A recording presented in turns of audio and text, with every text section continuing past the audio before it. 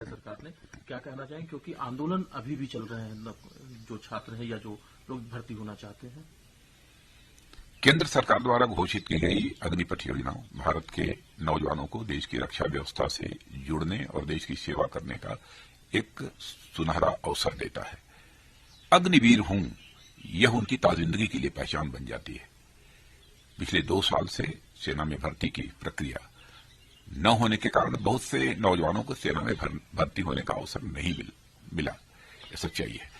इसलिए युवाओं के भविष्य को ध्यान में रखते हुए और उनके प्रति संवेदनशीलता दिखाते हुए प्रधानमंत्री जी के अनुमोदन पर सरकार ने फैसला किया है कि अग्निवीरों की भर्ती की आयु सीमा को इस बार बढ़ाकर 21 से 23 वर्ष कर दिया जाए। यह वन टाइम रिलैक्सेशन दिया गया है। इससे बहुत सारे नौजवानों को अग्निवीर बनने की पात्रता स्वतः मिल जाएगी। और मैं यह भी कहना चाहता हूं कि भर्ती प्रक्रिया कुछ ही दिनों में प्रारंभ होने जा रही है। मैं सभी नौजवानों से अपील करता हूं कि सेना में भर्ती होने की वह तैयारी करें और इसका पूरा लाभ उठाएं। धन्यवाद।